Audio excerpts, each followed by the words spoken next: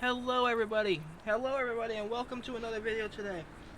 My name is Celtic Viking, right here with Jeff Stevens, your favorite lieutenant, and today we will be starting off a new series today.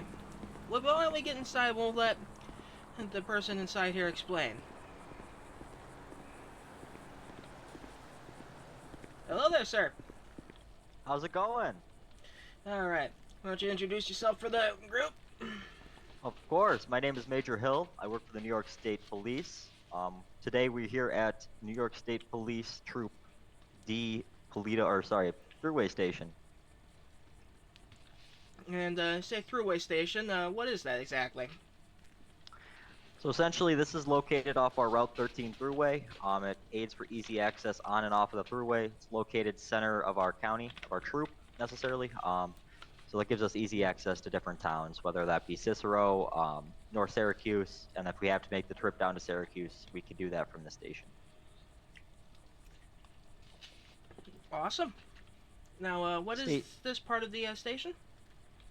So this is our visitor information area. If you got to make a complaint or grab records or anything like that, or you're scheduled to take your pistol permit, fingerprinting, you can come in here, wait for us to get in contact with you, and somebody at the desk behind me will come and call your name.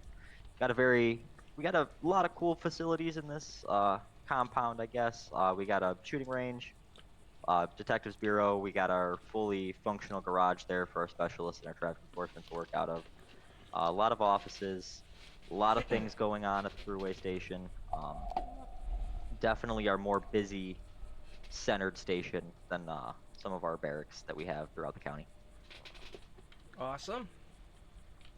All right, if you guys want to come back, I can give you a tour of the station and kind of give a detail of what we do here. Alrighty.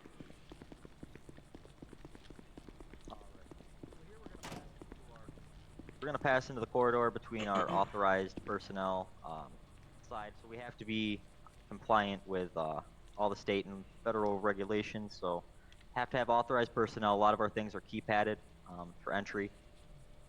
But if we come this way, keypad us into our cell area here. Alright. So here we got a couple of troopers who will work the prison desk. Down here we have our Sally port. This is where we come to prison. So we're not bringing them straight through the actual prison itself, or the station itself. Makes for easy access in and out when we're carrying prisoners. Okay. There's a couple of vans right there. Are they used sometimes for PT transport? Oh, definitely. We get big scenes all the time, especially different troops around us. We're fortunate to be Troop D, so we're more local of the state. We don't have to worry with much of the borders, but I know, Troop A with the Canadian border, they have a lot of people who come over. They got to pull a PT van over and transport a lot. We have some people, if we got to take a full load from this station and transport them to the Bolingbrook Penitentiary, we'll load them up in a van. But they do come to this facility to get processed and then move to a state facility. Awesome. And here is where we just kind of take their mug shot, and then take their fingerprints on the computer, get them in the database. Pardon me. Per regulation, you're not allowed to be in a secured cell area with your firearm on, so that's what those gray boxes are for. Check your firearm, then you guys can keypad in. We won't go back there now, but there's our individual cells, and they are up to compliance. Yep. Secondary mugshot there as well, just in case. It's basically the same thing, right? Yes, same exact working. Alright. This facility does allow for us to do a observation or a lineup. So we are able to pull people in here very securely. This is a two-way mirror, or sorry, a one-way mirror. So you're only able to see out of it. You cannot see back. Okay.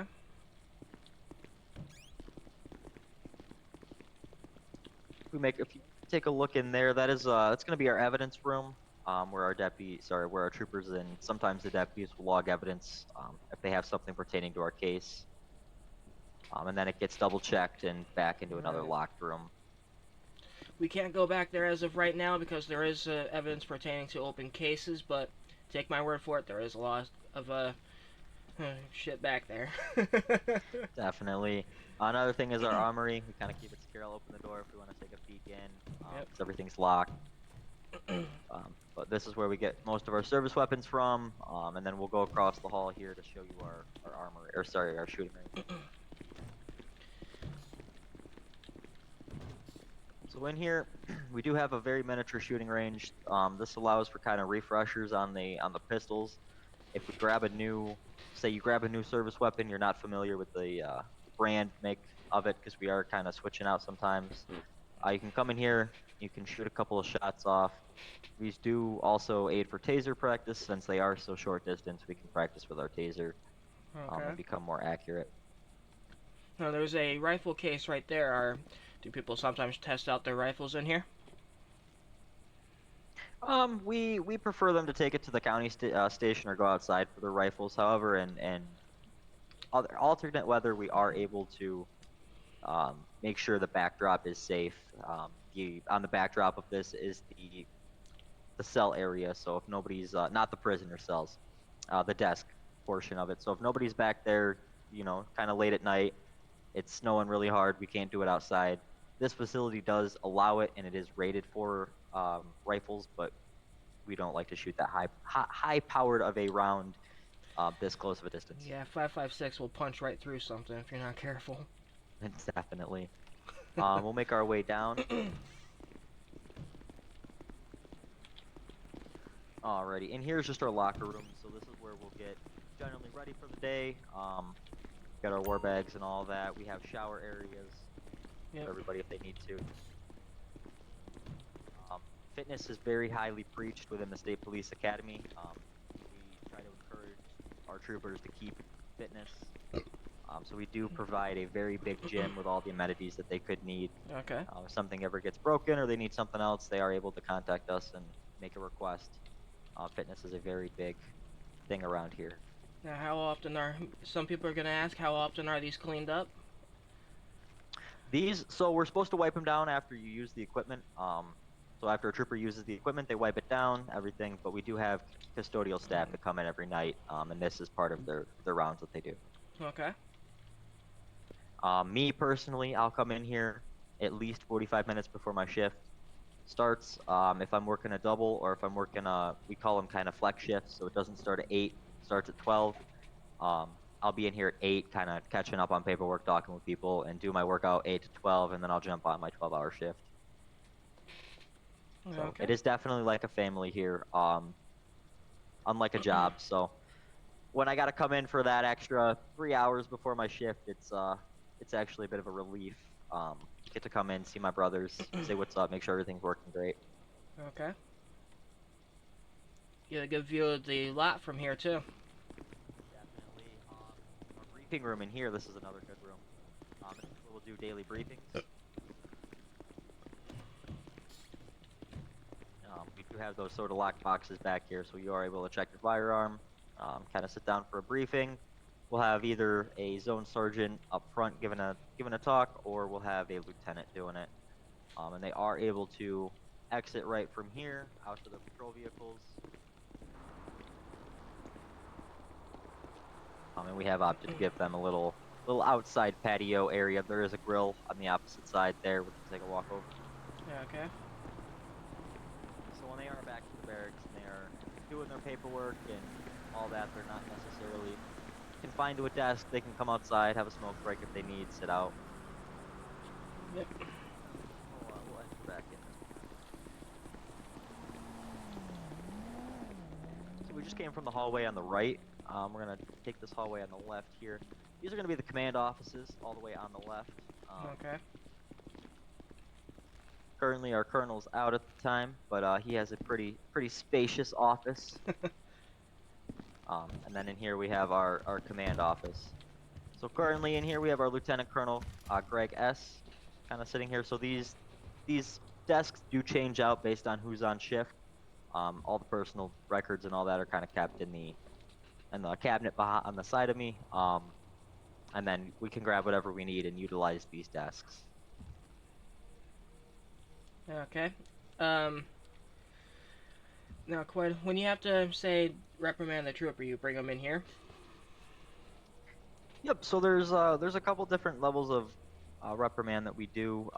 There could be the informative on the side of the road stop that you might be familiar with, like a supervisor request. They can go out and they can brief people on the road. And then if anything has to get more serious or we have to have more of a private conversation, we are able to call them into this office, and then we can speak to them directly. Usually this is a lieutenant plus office, so a lieutenant will call them in here, discuss what happened and how they move forward. Okay, I've heard that some have said that it's very rare that anyone leaves this office without their badge, so to speak. If it comes down to a serious offense, and the command feels that we have to terminate, then that is an option. However, we do like to do a little more I don't want to say softer, but they are more different approaches. A lot of trainings, a lot of kind of informative things. Not everything needs to be met with termination. However, a lot of people do come out of here with suspensions. If it is great enough to come into a command office, then it typically is Pretty great enough for serious. a suspension. Yeah, pretty serious. uh, Before we continue to our Lieutenant Colonel, is there anything you'd like to basically say to kind of give an insight of what you do in here? What I do in here in this office? Mm-hmm. I do a lot of paperwork, a lot of personnel files I gotta work on. Um, as Major Hill said, we try to work out whenever we have a disciplinary action that needs to take place. We try and work things out and um, help the troopers.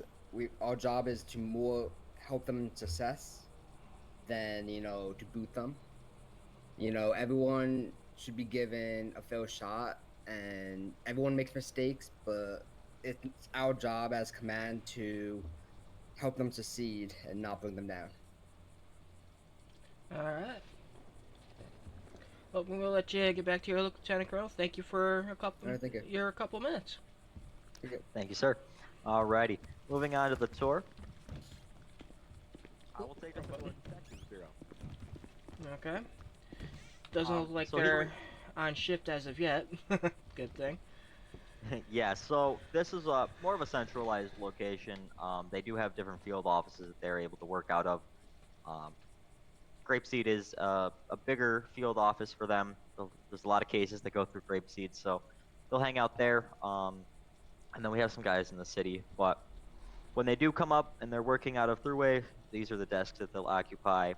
It's a very spacious center, room for a lot of changes or a lot of detectives to come in here. We have our detective sergeant desk in here. Currently, this is occupied by BCI Inspector Mr. Blaze. He had to go on a golf tournament this weekend, so he is unfortunately out, so we can't hear anything from him. Hopefully, we can catch him at a later date. Now, there's been a lot of high-profile cases that have gone into this room, right? Yes, especially high-profile cases go into the room on the other side of this glass. A lot of individuals, from cop murderers to drug smuggling cartel suspects. We've had terrorist threats. We've had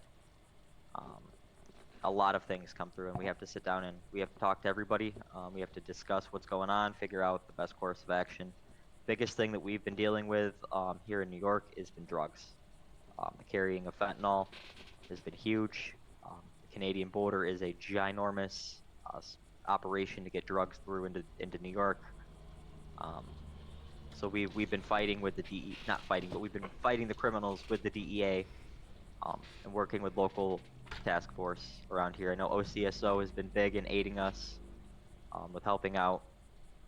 So anything that we can do to kind of mitigate any sort of deaths and protect the public is ultimately what we're here to do. Alright. The most move out recent here. high-profile case involved the death of an officer, right? Oh, that was a Yes. local. Yes, so I have to do, my office has to give a press release on that and the time to come. There was a trooper killed in the line of duty. Um, there will be details to follow on that. But we have to get all of the evidence pertaining to the case before we can make any details public. All right. And here is kind of a little bit of a meeting room. Command-sided. If we have to pull some troopers in here to talk, we will. Just a secondary location for us to kind of converse.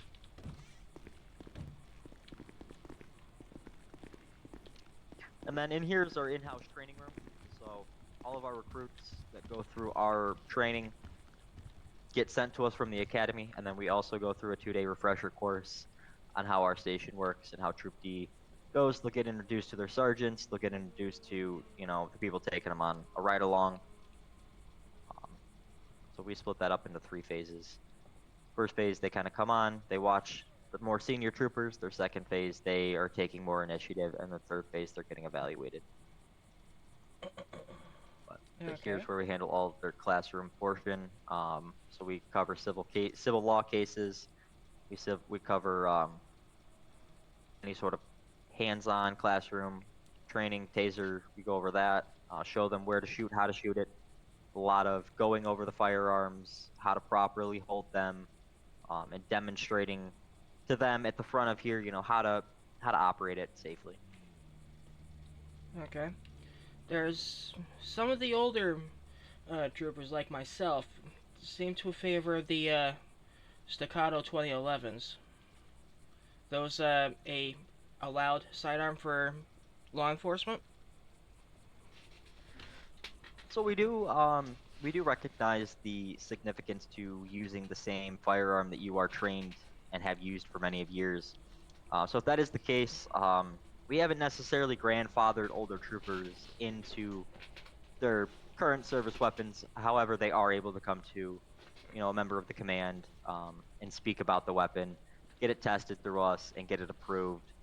Because we do understand that if you're so familiar with how that weapon works and all of that for 20 years or however long that you've had it, we're not going to try to force you to have a Glock 19, you know, because that's a huge switch from what people are used to.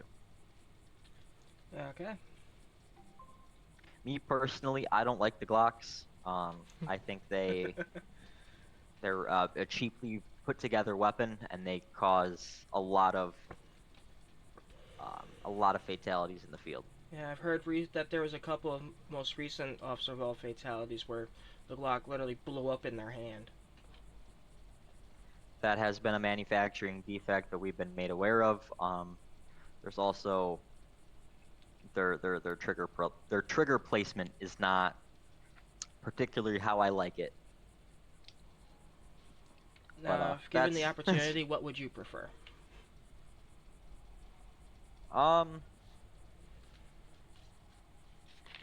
It's kind of a hard decision. I have a couple that I rotate. I myself will go with either a 17 Gen 5 or a staccato sometimes. Yep, I like my stick, or my SIG, sorry, I apologize. Me personally, I like to rock where I walk around with a 1911 on. I know it's a little overkill, people don't like it, but it got approved. I like it. It's a good looking gun. Gets the job done, right? It definitely does. Yeah, a lot of the high profile trainings happen in this room, right? Definitely. So, you'll go up to the headquarters and you'll get the training through the academy, but then you'll also kind of get our refresher course, get paired up with your CO, because we make them do a 3-course ride along when they get to our station, just so they know our policies and we can kind of drill more down into them. Here about state police, we're all about that repetition, about that professionalism. We want our guys to be top notch, top tier, look great, act professional, and have the best knowledge. New York's gotten a little busy this morning. Jesus. Definitely. As you can see behind us, this is the area we allow the troopers to come before their shift. They're able to have anything that's in this room, from water to coffee to snacks. There's microwaves in here if they need to bring food. Um, they're able to do all of that. In here we have our press room. So if you guys watch the New York State Police press releases, you'll see, this is where we do it from. I myself, I'm a brand new major. As of 2 weeks ago, I have not done a press release yet. However, you'll get to see me very shortly give a couple releases. I'm very excited to have the opportunity to be the major of Troop D. It's come with a lot of great opportunities and a lot of excitement. It's been nothing but great so far. I love the subordinates that I have. The troopers are amazing, and it's been nothing but respect. That's what we love to hear.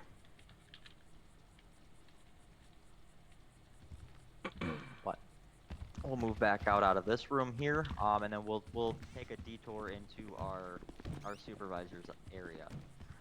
So in here, we kind of allow for anybody from a sergeant, our sergeants and our staff sergeants, to kind of occupy this area here.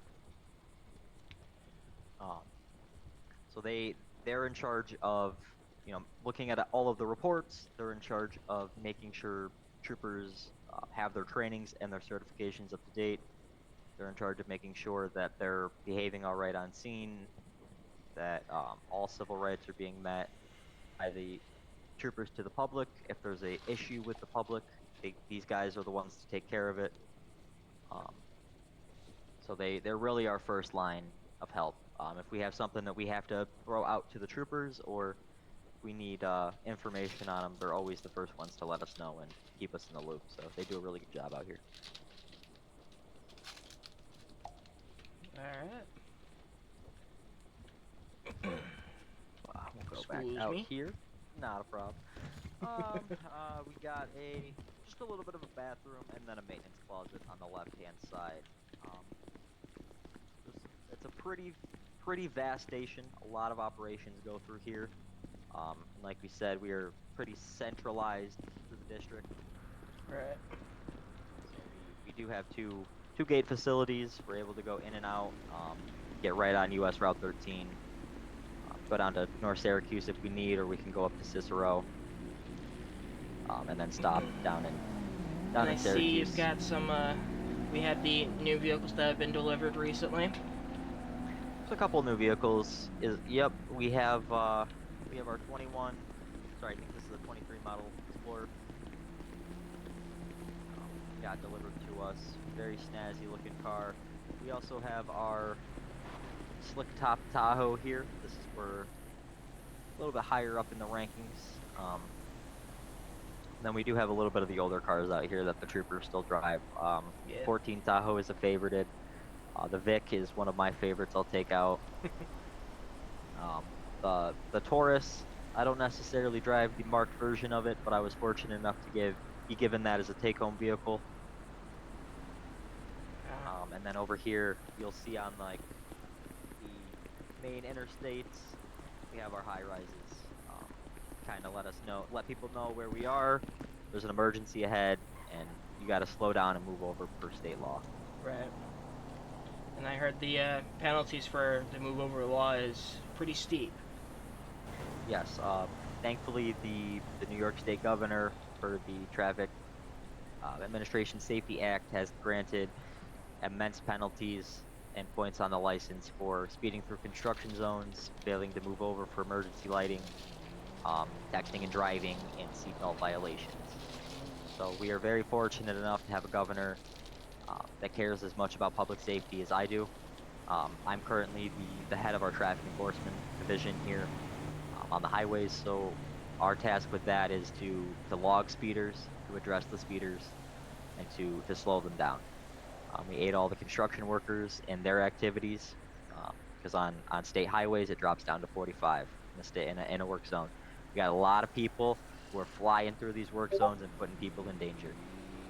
We've had many accidents where people are getting hit on the side of the road. We got troopers getting hit by people who aren't paying attention or texting on their cell phones. So we just got to ask the public to slow down when they see lights, to stay off the cell phone, and to pay attention, and really just let us do our job safely so we can continue to keep you safe. All right. And there's that building back there, all the way in the back, with a gas station. Why don't we take a look at that Yeah. next? Yeah, we can take a walk back here. So we kind of double utilize this building. The canopy is where our sorts of operations can take place. We kind of keep our Bearcat out there, sometimes for maintenance. And then the office portion of the building is where I'll run the traffic enforcement out of. We do have a maintenance bay here with 2 full-time mechanics. So they do take care of any outfitting that we have for the vehicles, as well as any repairs that we need. So this is just the general maintenance secretary's desk. Any complaints that we have about our vehicles, any scheduling we need to make for like oil changes, or if it's not acting right, we call down here. And then they also double as my secretary up. So if we get calls from the public saying that there's a lot of speeders in this area, they can call into this desk at this number, and we can have a guy come out, sit there with a speed trap, or we can set up various instruments to slow it down, whether that be a patrol car with its lights on out there, or we set out the signs that tell your speed. But there are a very vast number of ways that we can deter speeding in areas where we get civil complaints from. Alright, and through that door behind us here is the, where all the magic happens, right? Yep, so currently we do operate at a 3-bay mechanic shop here at Thru-way. Here is more, this one's more for like our motorcycles and our dirt bikes, any smaller things that you have to go down. If I gotta pull like a bigger car, usually it's only for like half work. If they have to do a motor, they come in here, or if these bigger bays are taken up. Alright. I'm not entirely sure how they do their operations in here. I just know they do a fantastic job at keeping our cars looking spotless and driving great.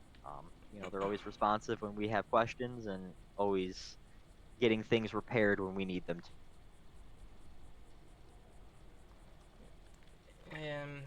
Let's see. I've heard that this is also where they have the unfortunate duty of totaling out a car if it gets really banged up. Yep. So Briggs, move to they'll HHFD also General. come over here. If there aren't any sorts vehicles, old vehicles will get dropped off in this general vicinity, and then they get inspected. They do a thorough investigation on why the crash occurred. If it wasn't like struck by a civilian, if it was a car fault or not, they do all the crash reports on them for in-house, and then contact our insurance company and total out vehicles. They do give me memos on new vehicles we need to order. Anytime those come through, I work out logistics for it. I see if we can or can't get the vehicles. Sometimes they try to sneak couple sneaky ones in there. I think I rejected Camaro. They tried to put in for the state police. Could not find the funding for that at the time. However, we are looking into getting us our site unit, which is concealed identity traffic enforcement. I can't go more into detail on that, as it would kind of spoil the subdivision, but I would encourage Not the so public. concealed. Yes, I would encourage the public to slow down at all times, because the amount of speeding complaints we are getting is ridiculous, and the state police is out here cracking down. Yeah. I know during my Typically- time we had IROC Zs for the most part, and those things were a bitch and a half to drive. Yes, we've gotten faster cars now, so we're able to keep up. Our V8 Charger has been a godsend to us. Now we still have vehicles that can outrun that. It's not the save all that it needs to be, but it catches up with the majority of the vehicles that we have in the county. It looks like right here it's another one of our newer fleets of vehicles. Yeah, so this is the more common vehicle you'll see amongst the troopers. Just a trooper driving this. This is our I want to say it's a 23, might be a 24, Rambar Delete, as we call them. majority of our Tahoes that came off the ordering line did not have a ram bar, and we did not choose to outfit them with a ram bar. That does do a little bit more damage to the front of the vehicle when pitting. We do try to tell people not to pit if they don't have a if they don't have a push bar on. But however, we do see incredible damage happen when people have push bars. So it's all about how you pit and how you drive the vehicle. So we kind of came to the conscious decision that Tahoes were getting wrecked out, and it didn't matter if it had the ram bar or not. So we weren't going to spend the extra money. Put one on there if it's that. just gonna get turned into a tin can. Definitely. Here at the state police, we don't pursue if it's dangerous. If you're gonna run from us at 160 miles an hour, it's not necessarily in our best interest or in the public's best interest for 4 or 5 patrol cars to be flying at 140, 145 to catch somebody. We have the computer-aided systems to grab your license plate. We know where you live. I'm also the SORT commander, and I can promise the SORT team is very trained in how to execute search warrants, and we will come. But this has been the state police Thru-way here up in Troop D. We have a couple other facilities. We have one located. That's our SP Polito, our SP Cicero station. We also have a station down in Cicero. It's a lot bigger, houses more operations. And we have a little substation out of North Cicero, out of North Syracuse kind of area. Yep. And that in mind, what do you say to those out there on the roads that are looking into a career like this? Yeah, definitely. If you guys are interested in having a career like this, we do require a college education or require military experience. You got to be 21 years of age or older to apply. We did just extend the max age to 35. So if you guys are interested, just go to the website there. You can click apply, fill out all the information. We have academy classes going every year. So it starts usually the beginning of the year. Last 26 weeks long, or 28 weeks long, I apologize. It's a very hard academy, but it is very rewarding, and it pays off in great ways if you can get through it. It's a very great career. I've been here for 25 years now, and I was just fortunate enough to get the position of major. I myself am about to hit 35 pretty soon. With that in mind, Congratulations on your service. Thank you. And with that in mind, as always, you know the deal. Red button, hit it. Hit that like button as well. There will be more coming, is that right? Definitely. We plan to show out facilities and kind of talk about the things that we do here at SONYRP, State of New York State Police. Alright.